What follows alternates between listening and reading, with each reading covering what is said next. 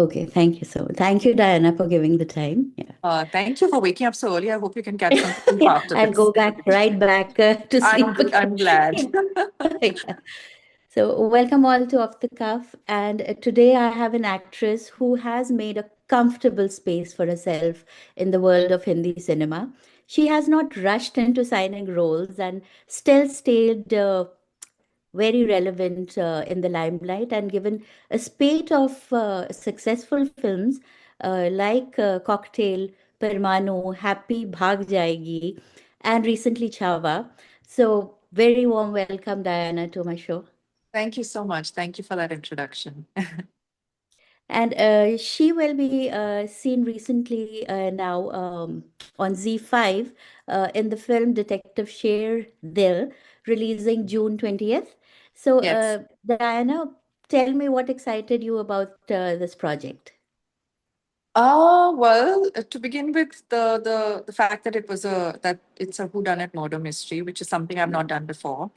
Um, the fact that I get to play a detective, which is also something I haven't done before, a very straightforward, no nonsense, down to business kind of detective.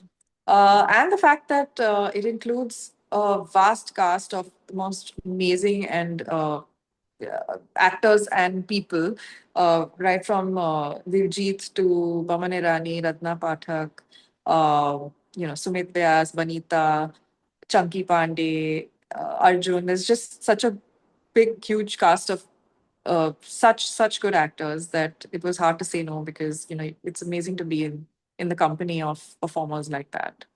And yes, of course, the fact that it was an Ali Abbas film, directed by Ravi, produced by Ali and Himanshu, who are very dear friends and just the most amazing people. So yeah. Yeah, yeah, a whole lot of reasons I'll say. And Yes. I did recently talk to the wonderful Boman Irani, and one of the reasons he gave was good food also. So I'm Yes, sure. he's right actually, because we shot in Budapest and Budapest has Yeah, some of the best restaurants. We yeah. ate so much and we made such good use of the fact that we were there. We would, go online, check out all the places that were known, like the famous places to eat at, and then all of us together would go as a group and try out new restaurants. It was a lot of fun. Put on a lot of weight in Budapest. So any backstage banter because you had such lovely actors like Ratna Pathak and so many others. So anything any advice they gave you or any backstage banter you remember is memorable for you? There was so much banter all the time, Okay. behind the scenes, on the scenes, on the set. It was actually one of the most fun film sets that I've been on. Because, like you said, there were so many actors, and all of us got along like a house on fire. Everyone was lovely, and we would hang out all the time. So it's very hard to actually differentiate on set versus off set because I just feel like we were one big group of people that were, permanently having a good time. But just, generally a lot to learn from all of them because they're all such good actors in their own spaces. And so to share screen space with them, to be in the same scenes as them and just observe. And there was a lot to learn, by just Uh, observing. yeah. I'm sure that energy will show in the film Detective Share So, Diana, one thing I wanted to ask if you've come from a modeling world and look at you, all straight and always poised. I've seen, there's something to learn from every one. So, what did you have to unlearn about your modeling when you switched to acting? Because they're so different, right? So, The one thing that stood out for me was that as a model, the idea is to make eye contact with the camera, right? So whether it's a print shoot, a photo shoot, a brand shoot, or even to a certain extent a runway show where you're, walking head on, but your yeah. your eyes focus on one of the cameras straight ahead of you. Mhm. It's just part of the job of being a model, right? You find the camera no matter where you are. That's quite the opposite in as an actor because as Yeah. an actor you have to forget that the camera exists. Yes. So you're in a scene, but for you to really be present in the scene, you need to be so like 100% in that scene that you forget what's happening around you, which also includes, besides, of course, all the hundreds of people that are around you on a film set, Yeah. it also includes forgetting that the camera exists. Um, so I think that was the one thing that I had to unlearn to a certain extent. Mm-hmm. Um, and it was a little tough in the beginning, but yeah. Yeah, that's a huge transition, I'll say, not Yeah. easy. I mean, yeah. And I've seen many of your films, and I loved your debut, Cocktail. I mean, Thank you. Deepika, you stood your own in front of Deepika and Saif, and you came as such a lovable character, you know. Thank So, you. how do you prepare for characters that will have less focus? But still be an integral part of the story. So, what do you have? How do you prepare? I would prepare in exactly the same way that I would prepare for any other character in any other film. Okay. Mm-hmm. It doesn't matter whether uh, the part is small or large. Okay. As long as you are convinced that you are there for a reason and you're convinced about your role, um, and you give it the respect that it deserves, Mm-hmm. you should then prepare like you would for any other part, right? So for me, it's the prep that goes into any other film that I would do, which is to discuss with the director what he has in mind for your character. You give suggestions about what you can add, how you can add value, and you guys come to a common conclusion of how you want to portray that character on screen. Mm-hmm. But I think that every character should be given its due respect, irrespective of how big or small it is. For example, even in Chaava, I played a rather small part with not much dialogue. And I was very well aware of that from the very beginning. Yes. But for me, that character was an important part of the story, an important part of history as well.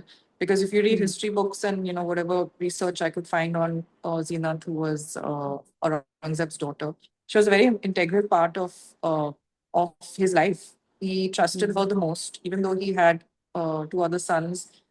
I think he trusted her more than he did them. She advised him when it came to political matters as well. She helped him undertake certain tasks. She was pretty much one of the only women that surrounded him at all points in time when he was only surrounded by other male, figures, whether they were his advisors or security or Mm-hmm. whatever else So she played a huge part, and for me that was important. And I wanted to portray her as authentically as I could, and even though that meant not having much dialogue, I found strength in her silences, for example, And and it that. showed. I loved that character. I mean, there was so much of commotion and chaos and loud, dialogues going on everywhere. And yours was such a stately and soft power and silent. And I really Yeah, like, and I and and I like found you strength said, in that silence that so I looked at it from another perspective. It's like, okay, she doesn't have much to say, but then there's so much strength in those silences.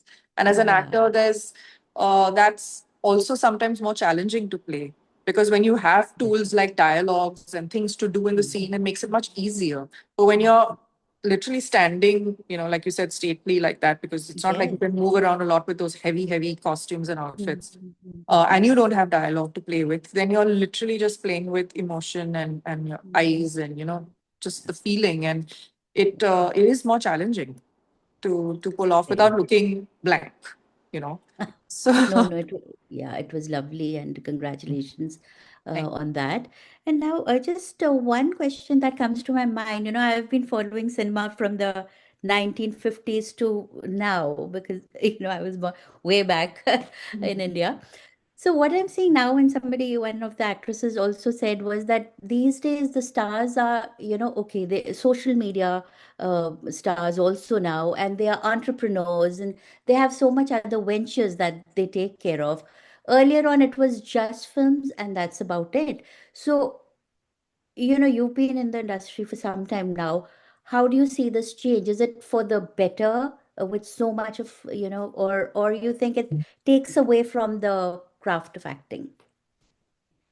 So when I debuted, it Mm. was before social media took over the way it has Yeah. right now. So I've actually Mm, seen both.